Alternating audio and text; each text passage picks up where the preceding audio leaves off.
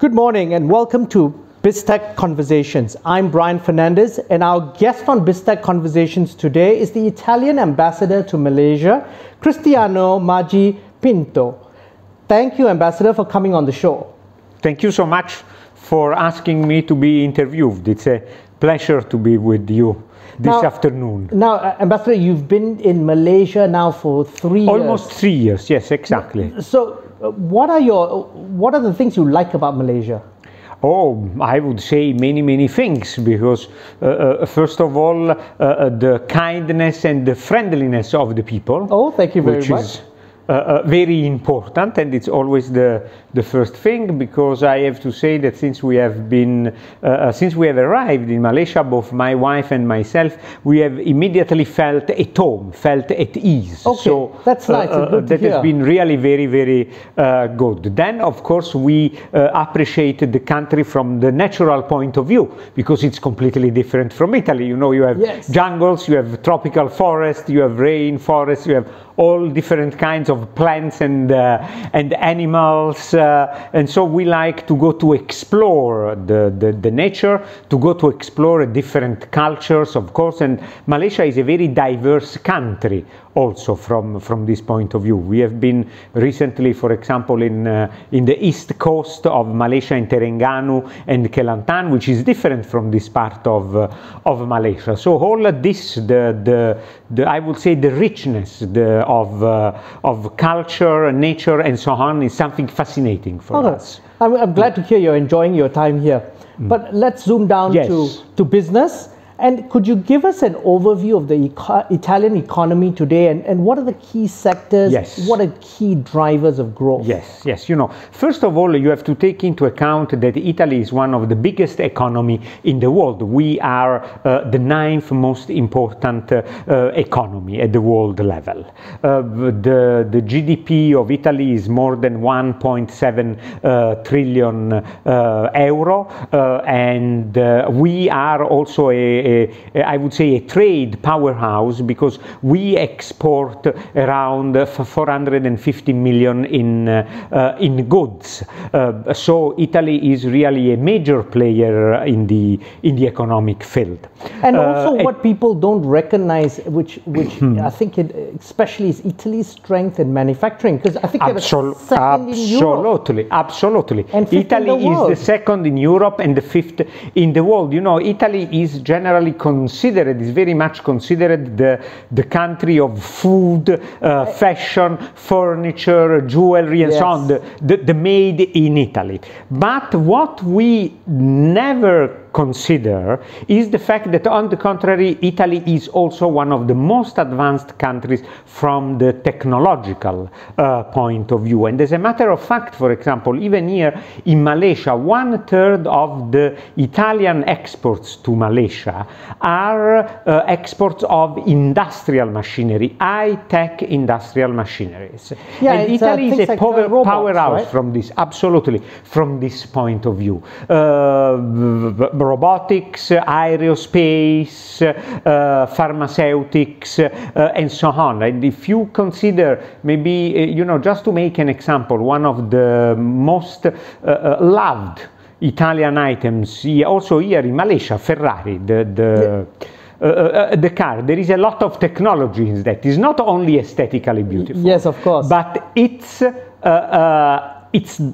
sets a standard from the point of view of technology, and that is typical of Italian products. Italian products are the most advanced from the technological point of view, but at the same time we make an effort in making them also beautiful to the eye, which is not and that's the Italian flair, which is the Italian, exactly. We add something. There is the Italian added value, the fact that it's a product which is taken care of from every point of view, both from a technological and from an aesthetical point of view. Now, let's zoom into COVID-19, and Italy was hit very hard. Now, what's the situation on the ground now from a healthcare perspective and also from an economic perspective? Yeah. You know, as you say, Italy was hit very hard by COVID-19, also because it was the first country in Europe to be seriously hit by COVID-19. We have now become, I would say, a model of management of the virus, because thanks to the lockdown, we have been able to decrease very much the level of contagion in the country. It is true that in the last few days there have been a new increase in the numbers, but this has been very limited. It has been managed very well, and the government has introduced some measures like the use of masks, like the prohibition of discotheques, night activities of discotheques, nightclubs, and so on, in order to contain also this. From the economic point of view, luckily the latest figures that we have are better than the one that we thought. So the reality for once is better than the forecasting. Yeah, because I think you were only impacted 8.9% so in the far, first year. yes, exactly, in the first half of the year, in the first 6 months. But the forecasting also at 12 months say that we will not be that far from that 8-9%. So this means that there will be a robust recovery in the country. And we are very happy, and we are all, I would say, all set to make this happen. Your Excellency, at the height of the COVID-19 crisis, life and death decisions were made because the healthcare system was really overburdened. Yes. What's the situation now in terms of ventilators and the hospital system? No, the situation now is very good, I would say. There is not a problem of overwhelming of hospitals. The situation is, from this point of view, under control, because of course the Italian government has taken all the measures to guarantee that the Italian hospitals can face also a second wave of contagion. So from this point of view, the situation is totally under control, and we are quite happy about this. Now let's move closer to home and the state of diplomatic relations between Italy and Malaysia. How would you characterize that now? You know, I would characterize the state of the diplomatic relations between Italy and Malaysia with one word: excellent. In the sense, why? Because we are two countries which cooperate on many different issues.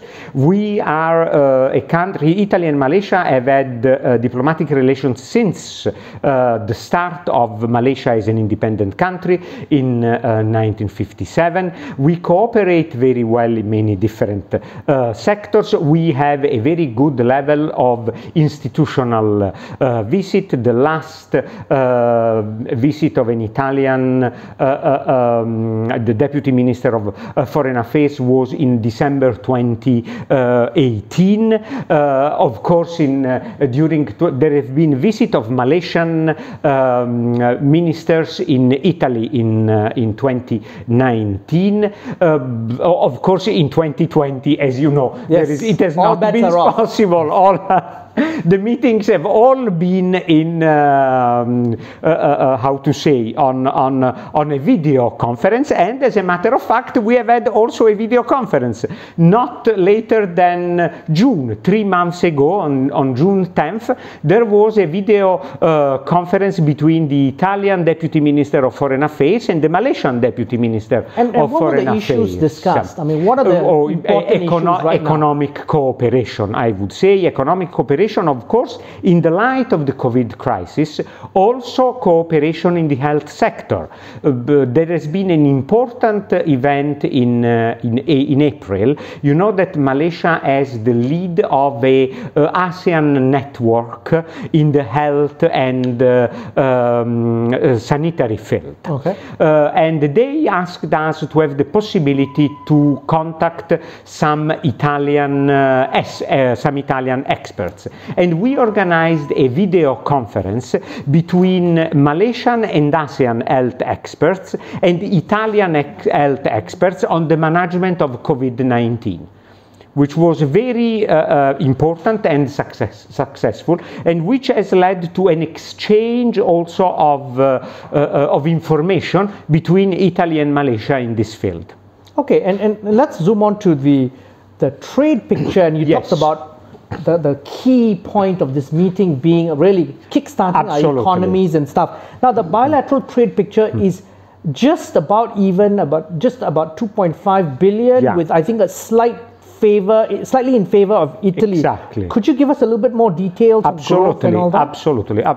You know, of course, we have to consider so far the years until 2019, because 2020 will be a very atypical, year, of course. But from 2015 to 2019, the bilateral trade has increased 33%, and that has reached 2.45 billion euro, as you said, with a slight favor of Italy. I think it's 70-80 million euro in favor of Italy. What is our trade based on? As I was telling you before, 1/3 of Italian exports to Malaysia is made of industrial machineries. Malaysian companies know Italian machineries. They know how technological and how good they are, and so they keep buying. So they keep buying it despite the fact that there's heavy Chinese competition in industrial machinery, and German companies as well. Absolutely, but you know, many often first of all, Italian machinery have a technological edge. And sometimes it's true that they can be more expensive, for example, than other machinery. But what you pay more for the Italian machinery translates also in better services, in better maintenance, and the fact that being very high quality machinery, they last more. So it's a better investment. So that's the reason for which often Malaysian companies prefer Italian machineries. Okay. And from the other, of course, we export here also the traditional made in Italy too. And for example, fashion, food. We will have an event now on the 22nd of September because we are introducing new Italian food products in Malaysia, and we are cooperating with some Malaysian importers of Italian food products and with Jaya Grocer. And this event will take place at the network of Jaya Grocer supermarkets here in Kuala Lumpur, starting with the one in Intermark. On the 22nd of September. Okay, I like Italian food. I will check that out. We will send you an invitation for the event. Of course, as you know, the physical presence will be limited, because we have to be under the standard operating procedures and we have to respect them. But we will send you an invitation for that. Now, what do Malaysian companies sell to Italy? What Malaysian companies sell to Italy? You know, there are two things. Of course, first of all, we buy palm oil from, which is important for Italian food companies, because the most part of the Malaysian palm oil which is imported to Italy is used in the Italian food industry. What we buy is also electric and electronics, and this is an increasing market. And that's a lot of manufacturing out of Penang. Absolutely, and this is an increasing market, and I think that this is a market also in which we can boost our cooperation. Now, Your Excellency, there have been a lot of negative lobbying in the EU about palm oil. How has that impacted our trade with Italy with regard to palm oil? You know, from this point of view, I have to say there has been not an impact, because as far as I understand, as I remember still, in the last few years, the Italian import of palm oil not only has not decreased, but it has gone up. So there has not been an impact from this point of view, and also because palm oil is a commodity that industrial companies need, and I have to say Italy has always taken a very clear approach to the palm oil question. First of all, we have always supported the Malaysian efforts toward an increasing sustainability of the Malaysian production of palm oil, and at the same time we've always said that we do not make any discrimination against any kind of palm oil, provided of course that it is, as the most part of Malaysian palm oil is sustainable, and Italian companies, as a matter of fact, they buy Malaysian sustainable palm oil, and in so doing they support all the efforts that Malaysia is doing in producing more sustainable palm oil. Now, who are the biggest investors, Malaysian investors in Italy? I think the first one that comes to mind is Petronas. Petronas, yes, of course. You know, Petronas has an important investment in Turin, which is northwest of Italy, in the region of Piemonte. Petronas bought an Italian company in the sector of lubricants, Selenia Lubrificanti, but they have made now of Selenia and of Turin their hub in the sector of the not only production but also, and this is very important, on the research on lubricants. For example, last year Petronas held in Turin a conference on the use of lubricants in electric vehicles, for electric engines, which is of course something different and which is something very advanced from the technological point of view. I've spoken with many representatives of Petronas. I know that they are very happy about the investment in Italy, and we are very happy of the fact that Petronas is in Turin and is in this way strengthening the bilateral ties between Italy and Malaysia. Now, what other examples could you highlight of Malaysian companies who are investing in Italy? You know, Petronas is, of course, the most important. I would say we would like to see more investments from Malaysian companies in Italy, and you know, this is because, first of all, the two systems are complementary in the sense that both countries are manufacturing countries.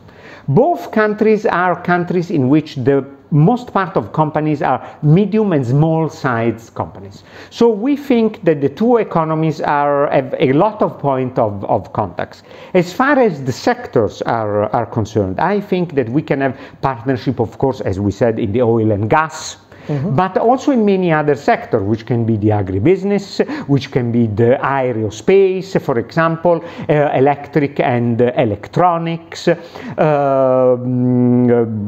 can be the digital economy, which is becoming more and more important also because of the COVID. Let's talk a little bit about the digital economy. Yes. What are the areas of strength that you think Italy can work, Italian companies could work with Malaysian companies? You know, from many points, in many different sectors. From this point of view, for example, one aspect that we have to consider is the aspect also of cybersecurity, and I think that this is a field in which we can develop very strong relationship, because Italy is developing more and more in the field of cybersecurity, and when business will be more and more online, we need also to strengthen the security of the different platforms, the security of this business. And this is something on which we can work very much, because this is Malaysia is very good from this point of view, Italy is very good, and I think this is an area in which we can really cooperate in to advance together also from the technological point of view. Your Excellency, you're from southern Italy. Yes. There is an interesting scheme that has been running over the last couple of years, the €1 house in small villages in Italy. Can you elaborate on that? Because that's for the individual investor. Yes, as far as I know, because it's not that I am so familiar with this, but there are many small towns in Italy which are losing their population. So they are becoming a kind of ghost towns, like the ghost towns in the United States. They are becoming ghost towns. So the ideas of the mayors of the regions of the Italian authority has been, we give you the possibility to have a house, and normally these are houses which are very beautiful and very old, because these are towns which have been inhabited since 1,200 years, going back to the medieval age, and you commit yourself in living in this town, in working in this town, and in renovating the houses, the buildings in which you are. And it has been apparently a huge success so far. So I brought that up as part of the research for this interview. Yeah. I saw a couple of articles, I read a couple of articles, watched a couple of YouTube videos, and by and large, people have flocked from all over the world. Absolutely. They've bought these houses for €1. Obviously, you need to spend 20 to 40,000 euros to get them inhabitable. Absolutely, yes. But, because you have to renovate them and so on. Which is, really, this is a case, I would say, of win-win situation. Because people comes and get a house, and I mean, in which country you can get a house like that at the end for 40,000? Exactly, for the equivalent of 40,000 euro in Italy. But at the same time, you contribute to the development and to the growth of the country, you contribute to the repopulation of these towns and so on. So it's a classical example of win-win situation. And I think that this is what we have always to aim in general in our economic cooperation. Because the idea of the economic cooperation is to grow together. Absolutely. In the sense that we have to take advantage of it, you have to take advantage of it. It should be a mutual advantage. Otherwise, it's not cooperation. Yes. And that's what, as Italy, we tend normally to do.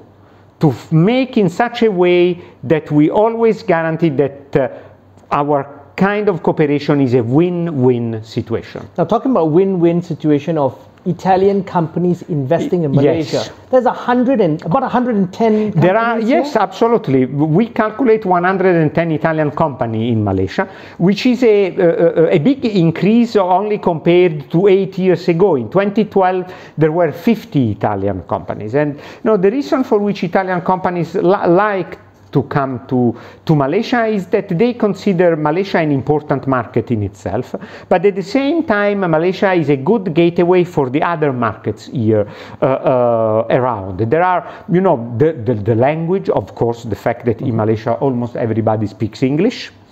But at the same time, you have people who speak Bahasa, who speaks Tamil, who speaks Mandarin. So you can really have a multilingual, I would say, workforce, which is skilled, but at the same time cheap. There are a lot of facilitations to create new businesses. And the quality of life is very high. And the relations between quality of life and price of life here in Malaysia is very good. Yes. Is very advantageous. So for all these reasons, Italian companies like to come to Malaysia. And so we have had we have at the same time big Italian companies, medium and small size Italian companies, which have cooperation with Petronas, for example, which have cooperation with other important Malaysian companies. We have invested also in the sector of services. In MPI Generali is a Malaysian insurance company which is partly owned by an Italian insurance company. So we are present really in every sector. Now let's zoom out to a little bit to Brexit, and obviously that hangs across over the heads of the European community now. What is Italy's view on Brexit? You know, we are as members of European Union, and we are one of the most committed members of the European Union. We think, we have been, for example, very much instrumental in this recovery fund that the European Union has approved in order to help all the European economies in order to help the recovery of all the European economies in the phase after COVID. It's a 750 billion euro recovery But is that enough though, Ambassador? Because there's a school of thought that says that the EU is not doing enough, and maybe one of the things that they should avoid is the mistakes of helicopter money in the US, because basically that's fueled asset price increases in the stock market in particular, not going to the real economy. But this is, this is not one of the things that we wanted to be sure is exactly this. This should not be helicopter money, because this money is linked to projects, and every country has to present to the European Commission the project that it intends to finance through this fund. So that is exactly something that we are taking care will not happen. As far as Brexit is concerned, of course, we think that in any case, Great Britain is an important part of Europe. It's not that they are in another continent; they are in Europe. So,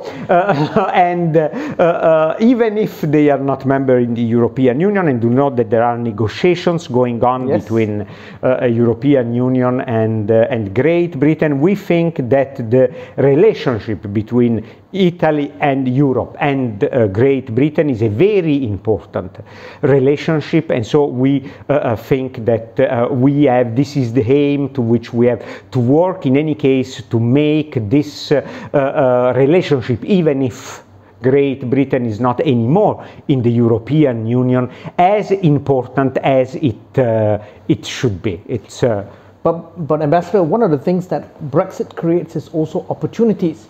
Now, with the dislocation, that's absolutely true. It creates that's opportunities. Absolutely true. So Frankfurt and Paris are vying to take as much business as possible away from the UK.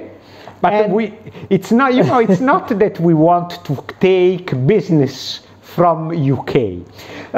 It's that we would like to consider that also Italy can be for a country like Malaysia.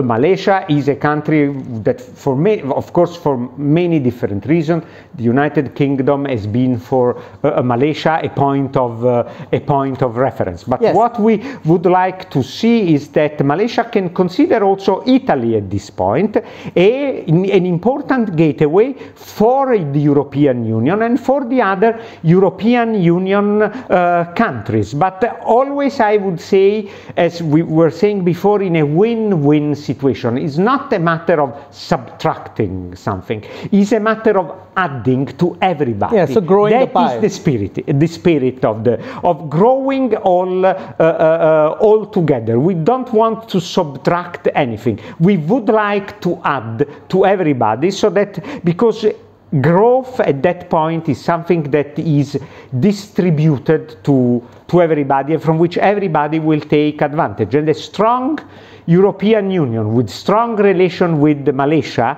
is also in the interest of the United Kingdom, like a strong United Kingdom with strong trade and economic relationship with Italy and with Europe is in the interest of everybody. Your Excellency, it's been a pleasure having you on BizTech Conversations. We've been speaking to Cristiano Maggipinto, Italy's ambassador to Malaysia, on BizTech Conversations. Check out www.biztech.asia for business and technology conversations.